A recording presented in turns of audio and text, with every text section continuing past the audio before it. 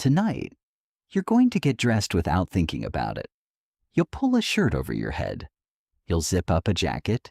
It feels automatic, almost invisible. But here's the strange part. Humans are the only animal on Earth that has to manufacture its own skin. Every other creature grows its covering. You have to make yours. Why? The obvious answer is the cold. Ancient humans lived through ice ages, so of course they needed something to keep warm. That's what most people assume. But the real answer is far stranger. Clothing may not have started as protection from the weather at all. It may have started as something closer to a survival technology aimed at an enemy you can't see. To understand this, you have to go back further than clothing itself. You have to go back to lice. In 2003, biologist Mark Stoneking led a genetic study on human body lice. Body lice are different from head lice. They can only survive in clothing, gripping onto fabric fibers instead of hair. Stoneking's team realized something clever.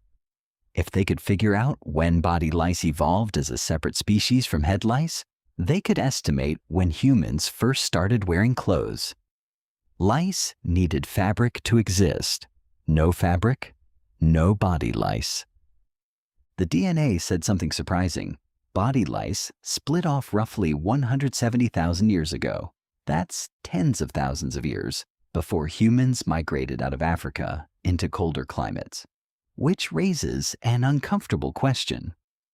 If early humans were still living in warm African environments at that time, why did they need clothes at all? Here's where the story shifts. Around that same period, something else was happening to the human body. You were losing your fur. Not all at once, but gradually, over hundreds of thousands of years, thick body hair gave way to nearly bare skin covered in millions of tiny, nearly invisible hairs. Anthropologists call this transition one of the strangest in mammalian evolution. Almost no other primate does this. Why would evolution strip away a built-in coat? One leading theory, developed by researchers like Nina Jablonski, points to something surprising. Sweat. Humans have an extraordinary number of sweat glands compared to other primates, several million of them, spread across nearly the entire body. Losing fur allowed sweat to evaporate more efficiently, which allowed the body to cool down faster.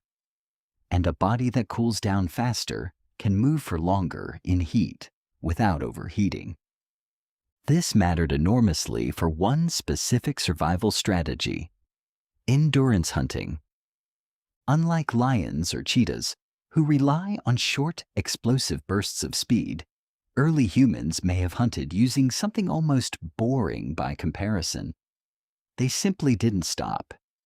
They tracked animals for hours, sometimes most of a day, in the heat of the savanna, until the prey animal, unable to cool itself as efficiently, collapsed from heat exhaustion. Humans didn't need to be fast. They needed to be relentless. But losing fur to become better long-distance hunters came with a cost. Nights on the savanna get cold, fast. A body built to shed heat during the day becomes dangerously exposed once the sun goes down. So now you have a species that intentionally became nearly hairless for daytime performance, but suddenly vulnerable after dark. That's the gap clothing filled. Not permanent, heavy fur replacement. Something more like a removable second skin. Something you could wrap around yourself at night and shed by day. Early clothing wasn't fashion. It wasn't even primarily about ice ages. It was a technological patch for a biological trade-off engineered by loss of fur. And this is where it gets stranger still. If the earliest use of animal hides and woven materials was tied to temperature regulation and hunting strategy, then clothing wasn't just protection. It was infrastructure. It extended what the human body alone could not do. In a very real sense, it was one of the first pieces of technology humans ever depended on to survive, right alongside fire and stone tools. Which brings us back to the lice. Once humans consistently wore some form of covering, whether animal hide, woven plant fiber, or early textiles, they created an entirely new microhabitat, a place to live that had never existed before in the history of life on Earth. Fabric fibers, dark, warm, close to skin. Head lice, already living on humans for millions of years, had a portion of their population adapt to this brand new environment. Over generations, that population became genetically distinct. Body lice were born, not because clothing was invented for them, but because they found an opportunity in something humans built for an entirely different reason. It's a small, strange footnote that ended up handing scientists a genetic clock. A parasite accidentally preserved the memory of a survival strategy that stone tools and cave paintings could never record. There's a deeper pattern hiding in all of this. Humans didn't wear clothes because they were cold and weak.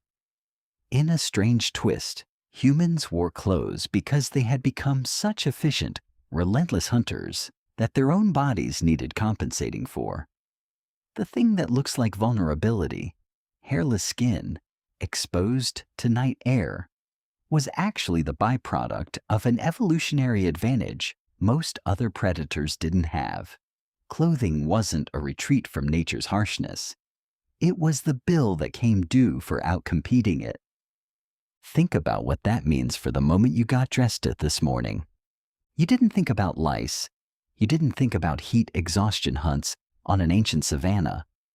You didn't think about a biologist counting genetic mutations in parasite DNA to reconstruct a 170,000-year-old decision made by your ancestors. You just reached for a shirt.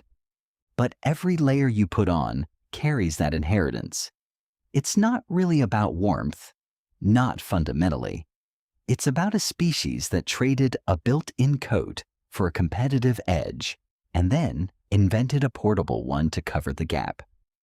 Clothing has been extending your body's limits for longer than agriculture has existed, longer than writing, longer than most things you'd consider foundational to civilization. So tonight, when you get dressed without thinking about it, remember this. You're not just covering your skin. You're using one of the oldest technologies your species ever built. A solution invented so long ago that even the lice had time to evolve around it.